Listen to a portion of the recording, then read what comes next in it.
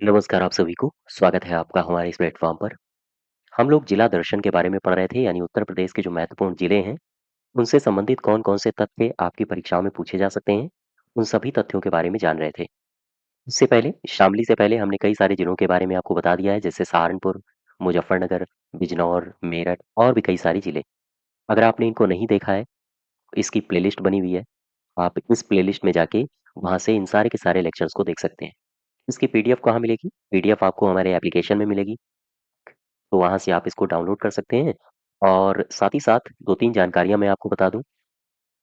अगर आप UP triple SC की किसी भी परीक्षा की तैयारी कर रहे हैं, चाहे वो लेखपाल की परीक्षा हो या फिर अन्य परीक्षाएँ, तो लेखपाल के लिए अगर आप तैयार कर रहे हैं अपने आप को, तो इसका बैच हमारे एप्लीकेशन में चल रहा है। इस बैच से जुड़ने के लिए AD25 कूपन कोड का आप इस्तेमाल कर लीजिए।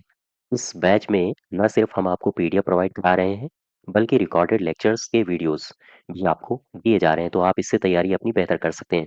साथ ही साथ अगर आप अन्य बैचेज़ से भी जुड़ना चाहते हैं, जैसे यूपी पीसीएस के लिए हिस्ट्री स्पेशल या फिर पॉलिटी स्पेशल या फिर ज्योग्राफी स्पेशल और भी कई सारे बैचेज़ जैसे यूपी स्पेशल या फिर कंप्यूटर के, तो इन बैचेज़ को भी आप अवेल कर सकते हैं एडी क्लासेस एप्लीकेशन में जाके, ठीक है? चलिए शुरुआत करते हैं क्वेश्चन नंबर 1 से। इसमें सारी की सारी जो जानकारियाँ हैं, वो करंट अफ़ेयर्स और शामली से संबंधित हैं। क्वेश्चन नंबर पहले को पढ़ो, इसको ध्यान से पढ़ो। कह रहा है कि इनमें से ये जो कथन दिए हैं, इनमें से सही कथन की पहचान करो। शामली पहले मेरठ जिले की चर्चित तहसील हुआ करती थी क्या? नहीं, ये गलत हो जाएगा। पहला वाला गलत है। शामली का प्राचीन नाम श्यामली या प्रबुद्ध नगर था। हाँ, ये सही है। तीसरा कह रहा है पौराणिक कथाओं के आधार पर यह नगर कुंती पुत्र भीमसेन के द्वारा बसाया गया था। हाँ, ये भी सही है। 2 और 3 केवल सही हो जाएंगे यानी बी पार्ट। ठीक है। अब जरा शामली के पास आओ, 2-3 जानकारियां मैं आपसे साझा कर दूं जो आपसे पूछे जा सकते हैं। सबसे पहले शामली। शामली के बारे में याद रखो, ये एक तहसील हुआ करता था और ये तहसील हुआ करता था मुजफ्फरनगर का। यानी मुजफ्फरनगर की पहले तहसील हुआ करती थी शामली। इसका प्राचीन नाम भी है, हाँ, इसको प्रबुद्ध नगर के नाम से जाना जाता था। प्रबुद्ध नगर, ये इसका प्राचीन नाम है। और ये जो शामली का क्षेत्र है, यहाँ पर एक पवित्र तीर्थ स्थल भी है जिसे कहते हैं हनुमान धाम। ठीक है, इसे हनुमान धाम कहते हैं और कहते हैं कि यहाँ पर कृष्ण जी ने विश्राम भी किया था। कृष्ण ने यहाँ पर विश्राम किया था जब ये कुरुक्षेत्र जा रहे थे। उसी समय ये जो क्षेत्र है पूरा शामली, इसके बारे में पौराणिक कथाएँ ये भी कहती हैं कि इसे बसाया किसने था? पौराणिक कथाएँ बताती हैं कि इसे बसाया था भीमसेन ने, भीमसेन ने। और ये भीमसेन कौन है? ये हैं कुंती पुत्र। कुंती पुत्र भीमसेन ने इसे बसाया था, ऐसा कहा जाता है। इसके अलावा ऐतिहासिक दृष्टि से अगर देखो शामली के क्षेत्र को तो ये काफ़ी महत्वपूर्ण है। साथ ही साथ यहाँ पर एक ऐसा भी समय आया था जब मराठा और अंग्रेज इस क्षेत्र में आमने-सामने आ गए थे, यानी कि अंग्रेजों और मराठाओं के मध्य यहाँ पर युद्ध हुआ था। तो जब अंग्रेज और मराठाओं के मध्य युद्ध हुआ था तो ये जो क्षेत्र है वो मराठाओं की छावनी बनी थी। अर्थात शामली को मराठाओं ने अपनी छावनी के रूप में इस्तेमाल किया था अंग्रेजों के खिलाफ लड़ाई में। इसके अलावा यहीं पर एक क्षेत्र है, इसको कहते हैं पुरानी तहसील, ठीक है? पुरानी तहसील। ये जो पुरानी तहसील नामक क्षेत्र है, कहते हैं कि इस क्षेत्र को जला दिया गया था और यहीं से 1857 की क्रांति का उद्घोष भी हुआ था। क्रांति का उद्घोष भी हुआ था। तो इसके अलावा कुछ और महत्वपूर्ण बातें हैं, जैसे अगर हम बात शामली की करें, तो शामली में तहसीलें याद रखो। एक तो शामली, यहाँ की तहसील है, दूसरा यहाँ की एक तहसील है कैराना और तीसरा यहाँ की एक तहसील है ऊन। ऊन, ये भी पूछा जाता है आपकी परीक्षाओं में। साथ ही साथ यहाँ पर कई सारे पर्यटक स्थल हैं। पर्यटन स्थल, तो ये कौन-कौन से पर्यटन स्थल हैं? जहाँ-जहाँ आप चाहो तो यहाँ पर घूम सकते हो, जैसे यहाँ पर हनुमान टीला है, आप चाहें तो घूम सकते हैं। इसके अलावा यहाँ पर जैन मंदिर है। इसके अलावा गुरुद्वारा भी है यहाँ पर, हालाँकि बहुत सारे क्षेत्रों में गुरुद्वारा है, लेकिन गुरुद्वारा शामली ये अच्छा है, पर्यटक स्थल के रूप में आप इसको देख सकते हो। इसके अलावा पीर बिदौली यहाँ पर है और साथ ही साथ यहाँ पर कर्ण का तालाब है, ठीक है? तो ये कुछ रुचि के स्थान हैं, आप यहाँ पर देख सकते हो। साथ ही साथ यहाँ पर एक हनुमान मंदिर भी है, हनुमत धाम जिसको कहते हैं। हालाँकि हनुमत धाम कई सारे अन्य जिलों में भी आपको मिलेगा, जैसे शाहजहाँपुर, यहाँ भी आपको हनुमत धाम मिलेगा। तो ये हनुमान मंदिर यहाँ पर है और ये जो शामली का क्षेत्र है, इसे पहले कई सारे नामों से जाना जाता था, जैसे इसे कहा जाता था श्यामवली। श्यामवली के बाद इसका नाम सैम नगरी पड़ा, शैम नगरी भी इसे कहा जाता था और चलते-चलते इसका नाम शामली पड़ा। ठीक, तो आजकल हम इसे शामली के नाम से जानते हैं। इसे प्रबुद्ध नगर, श्यामवली, शैम नगरी आदि नामों से जाना जाता था।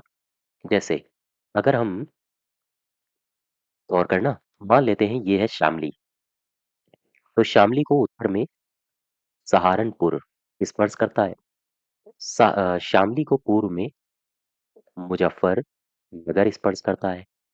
शामली को दक्षिण में बागपत स्पर्श करता है और इधर पश्चिम में हरियाणा स्पर्श करता है। ठीक है, बात समझ पा रहे हो? इसके अलावा ये जो शामली है, यहाँ का अगर हम ओडीओपी देखें, वन डिस्ट्रिक्ट वन प्रोडक्ट, तो यहाँ पर रिम और एक्सेल, यहाँ से बने हुए जो रिम और एक्सेल है, इनकी मांग बहुत तीव्र होती है। दक्षिण अफ्रीका जैसे देशों में यहाँ से बने हुए रिम और एक्सेल को निर्यात किया जाता है। ठीक है? अच्छा, ये जो शामली है, शामली को जिले के रूप में कब घोषित किया गया? ये जिला बना कब? ये जिला बना था सितंबर 2011 में और 2017 में ये एनसीआर का हिस्सा बना। एनसीआर का हिस्सा, ठीक है? नेशनल कैपिटल रीजन का ये हिस्सा बना था। तो ये कुछ महत्वपूर्ण बातें हैं शामली से संबंधित, याद रखो। वापस आओ जरा, पहले का सही उत्तर हो जाएगा बी पार्ट। दूसरे में आओ, सेकंड क्या कह रहा है? कह रहा है कि सही विकल्प की पहचान करो शामली के संबंध में। मराठा सेनानियों ने इस जगह को अंग्रेजों के खिलाफ लड़ाई में अपनी छावनी के रूप में इसका इस्तेमाल किया था। बिल्कुल सही है, ठीक है। फिर दूसरा क्या कह रहा है? अंग्रेजी हुकूमत के समय स्वतंत्रता सेनानियों ने पुरानी तहसील को जलाकर 1857 की क्रांति का उद्घोष किया और अपनी कुर्बानियां दी थी। ये भी सही है, एक और दो दोनों सही हो जाएंगे। तीसरे में कह रहा है 1857 की क्रांति में यहाँ क्रांतिकारी मोहन सिंह और सैयद पठान थे यहाँ के क्रांतिकारी नेता। तो ये भी सही है, तीसरा भी सही है, अर्थात इसमें ये पार्ट सही हो जाएगा, है ना? सारे के सारे सही है। और आगे बढ़े, क्वेश्चन नंबर तीसरे में आ जाओ। तीसरा क्या कह रहा है? कह रहा है कि किस जिले में ऊन तहसील है? ये मैंने अभी आपको बताया था, 3 तहसीलें। कौन-कौन सी? शामली, मुरैना और ऊन। तो ये शामली की है। कह रहा है कि शामली में निम्नलिखित में से कौन पर्यटक स्थल है? हनुमान टीला भी है यहाँ पर, जैन मंदिर भी है यहाँ पर और पीर बिदौली भी यहाँ पर है। 1, 2, 3 यानी कि उपर्युक्त सभी सही हो जाएँगे। क्वेश्चन नंबर 5 में आ जाओ। 5वां क्या कह रहा है? 5वें में कहा गया है कि किस जिले में कर्ण का तालाब स्थित है? तो शामली है, यहाँ पर है कर्ण का तालाब। 6 में कह रहा है कि निम्नलिखित कथनों में से पहचानो कि सही कौन है? शाहजहाँपुर और भदोही में 2 राज्य विश्वविद्यालय की स्थापना को मंजूरी दी गई है क्या? हाँ, बिल्कुल। याद रखें, 2 राज्य विश्वविद्यालयों को यहाँ पर मंजूरी दी गई है, एक शाहजहाँपुर के लिए और एक भदोही के लिए। बिल्कुल ठीक है। वाराणसी में देश की पहली वाटर टैक्सी का संचालन किया जाएगा, ये भी ठीक है। 7 जिलों को मिलाकर काशी विंध्य क्षेत्र में के गठन को मंजूरी दे दी गई है, ये भी सही है। सारे के सारे कथन यहाँ पर सही हैं, अर्थात इसका सही उत्तर हो जाएगा उपर्युक्त सभी। ठीक, मैं आपको लिए चलता हूँ कुछ स्टेटमेंट एक्स्ट्रा, यहाँ पर लिख लो। सबसे पहले एक क्षेत्र है शाहजहाँपुर और दूसरा डिस्ट्रिक्ट है भदोही। कहते हैं अभी हाल ही के समाचारों के आधार पर भदोही और शाहजहाँपुर में 2 नए राज्य विश्वविद्यालय बनेंगे। ये जो शाहजहाँपुर का क्षेत्र है, यहाँ पर एक विश्वविद्यालय बनाने की सरकार ने घोषणा की है। इसका नाम रहेगा स्वामी, गौर करना, स्वामी शुकदेवानंद। सुखदेवानंद विश्वविद्यालय पूछा जा सकता है आपसे। हाँ बनेगा। अब यहाँ पर आओ भदोही में, यहाँ पर कौन सा बनेगा, यहाँ पर बनेगा काशी नरेश विश्वविद्यालय। विश्वविद्यालय। अब आप ये मत समझना काशी नरेश विश्वविद्यालय है तो काशी में बनेगा, ये भदोही में है। और देवानंद के नाम से ये शाहजहांपुर में बनेगा, ठीक है। अच्छा, एक बात और समझो। दरअसल जस्ट वेट, मैं क्वेश्चन में जाता हूँ। इसमें और क्या दिया था। हाँ, 7 जिलों को मिलाकर काशी विंध्य क्षेत्र के गठन को मंजूरी दे दी गई है। तो ये 7 जिले कौन-कौन से हैं? आओ ज़रा समझते हैं। देखो, काशी विंध्य क्षेत्र का गठन, काशी विंध्य क्षेत्र का गठन, काशी विंध्य क्षेत्र का गठन कितने जिलों को मिलाकर किया जाएगा? आप बताओगे 7 जिलों को मिलाकर, ठीक है। अब ये 7 जिले हैं कौन-कौन से? एक तो आ जाएगा वाराणसी, वाराणसी के अलावा जौनपुर, चंदौली, चंदौली के अलावा और कौन-सा आएगा? ये दूसरा हो गया, ये तीसरा हो गया, चौथा आ जाएगा गाजीपुर, पाँचवाँ हो जाएगा मिर्ज़ापुर, छठा कौन-सा हो जाएगा? भदोही, और सातवाँ कौन-सा हो जाएगा? ये हो जाएगा सोनभद्र। अब यहाँ पर आपसे पूछा जाए काशी विंध्य क्षेत्र में क्षेत्रफल के आधार पर सबसे बड़ा क्षेत्र कौन-सा होगा? तो सोनभद्र। याद रखो, इन 7 जिलों में सर्वाधिक क्षेत्रफल किसका होगा? सर्वाधिक क्षेत्रफल। और इन 7 जिलों में सबसे कम क्षेत्रफल चंदौली का। सबसे कम क्षेत्रफल लिया जाएगा काशी विंध्य क्षेत्र के गठन के लिए, ठीक है? यहाँ तक बात समझ पा रहे हो? अच्छा, एक सवाल मैं और आपसे पूछता हूँ। काशी विंध्य क्षेत्र का विकास जो प्राधिकरण बनेगा, इसका विकास प्राधिकरण, क्या आप बता सकते हो ये विकास प्राधिकरण का दायरा कितना होगा? 23,815 किलोमीटर स्क्वायर इसका दायरा होगा, ठीक।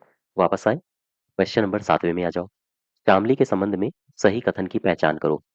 शामली राज्य के औद्योगिक रूप से सक्रिय क्षेत्र का हिस्सा है, बिल्कुल ठीक है। यहाँ पर कई सहायक इकाइयाँ, चीनी मिल, खाद्य प्रसंस्करण इकाइयों के अलावा पहिए की रिम, तेलियां, धुरी, हब आदि का फलता फूलता उद्योग है, ये भी सही है। शामली जिला मुजफ्फरनगर से अलग होकर बनाया गया था, ये भी सही है। यहाँ पर तीनों सही हो जाएंगे, है ना। यहाँ पर तीनों सही होंगे। अच्छा, ये जो पहला वाला था, पहला वाला ये मेरठ गलत था, है ना। शामली मेरठ से अलग नहीं हुआ है, यहाँ पर अलग हुआ है मुजफ्फरनगर से, ठीक। तो पहले वाले में पहला गलत था, और 7वें वाले में तीसरा सही होगा, क्योंकि शामली मुजफ्फरनगर से अलग होकर बनाया गया था, ठीक। क्वेश्चन नंबर 8वें में आ जाओ। कह रहा है कि इलेक्ट्रॉनिक्स घटक विनिर्माण नीति 2025 के संबंध में सही विकल्प की पहचान करो। तो ये जो नीति है, विनिर्माण नीति 2025, इसमें कौन-कौन सी बातें हैं जो आपसे पूछी जा सकती हैं? सबसे पहली बात, प्रदेश सरकार ने राज्य में इलेक्ट्रॉनिक्स विनिर्माण को बढ़ावा देने के लिए, निवेश आकर्षित करने के लिए इस नीति को मंजूरी कब प्रदान की है? 2 सितंबर 2025 को। ये तारीख याद रखो, आपके लिए महत्वपूर्ण है। मंजूरी कब दी गई है? 2 सितंबर 2025 को। फिर कह रहा है कि इस नीति के तहत प्रस्तावित प्रोत्साहनों और रियायतों की अवधि में करीब 50,000 करोड़ रुपए का निवेश का अनुमान है। ये भी सही है, पहला भी सही है।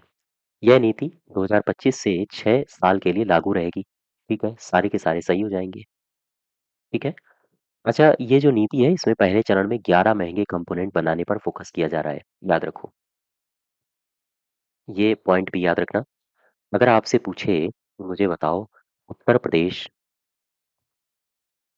उत्तर प्रदेश इलेक्ट्रॉनिक्स घटक विनिर्माण नीति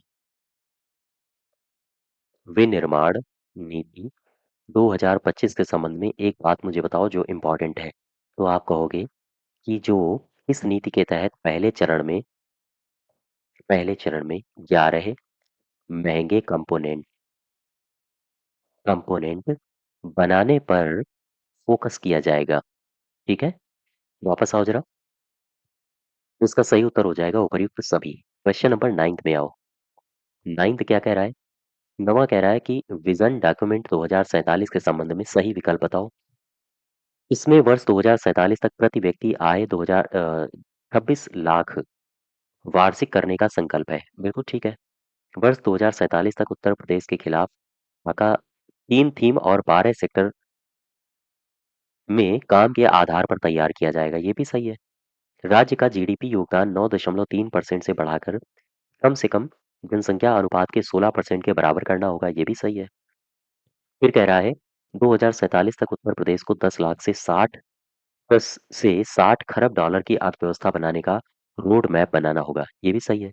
सारे के सारे सही हो जाएंगे, ठीक है? सारे सही हैं। अब यहाँ पर आओ 2-3 बातें मैं आपसे डिस्कस कर लूँ। मैं बात कर रहा हूँ विज़न डॉक्यूमेंट 2047 की बात। Vision document 2047। दरअसल अगर हम बात 2030 तक की करें, तो 2030 तक प्रदेश को 10 खरब डॉलर की अर्थव्यवस्था बनाना ये सरकार का लक्ष्य है। 2047 तक की अगर हम बात करें तो भारत को 300 खरब डॉलर की अर्थव्यवस्था सरकार बनाएगी। वो केंद्र की बात है। और अगर भारत 300 खरब डॉलर की बनेगा तो उत्तर प्रदेश सरकार ने टारगेट किया है कि 2047 तक 300 खरब डॉलर में लगभग 10 से लेकर 60 खरब डॉलर का योगदान उत्तर प्रदेश सरकार करेगा। ये सरकार की टारगेट है।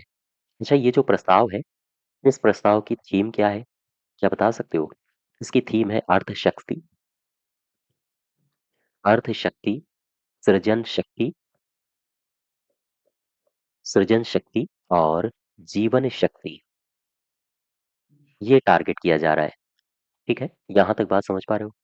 चलो, और कितने प्रमुख सेक्टर के लिए है? 12 प्रमुख सेक्टर के लिए है। तो सही उत्तर हो जाएगा सारे। क्वेश्चन नंबर 10th में आ जाओ। 10वां क्या कहता है? कहता है कि निम्नलिखित में से सही विकल्प का चयन करो। योगी आदित्यनाथ ने उत्तर प्रदेश के लिए 6 एआई आधारित ऐप का शुभारंभ 28 दिसंबर 2025 को किया है, बिल्कुल ठीक है। उत्तर प्रदेश द्वारा हाल ही में कल्याण सिंह नगर को 76वां जिला घोषित किया गया है, हाँ बिल्कुल सही है। देश का पहला रिवर सेल प्रदेश के गोरखपुर में बनाने का निर्णय किया गया है, ये भी सही है, सारे के सारे सही हो जाएंगे, है ना? 2-3 बातें मैं यहाँ पर लिखता हूँ, ये करंट अफेयर्स से संबंधित है। मुझे बताओ, एक अभी हाल ही में उत्तर प्रदेश सरकार ने पहल शुरू करी थी। इस पहल के शिकार आप सभी हुए होंगे अगर आप बाइक चलाते हैं। ये पहल थी नो हेलमेट नो फ्यूल।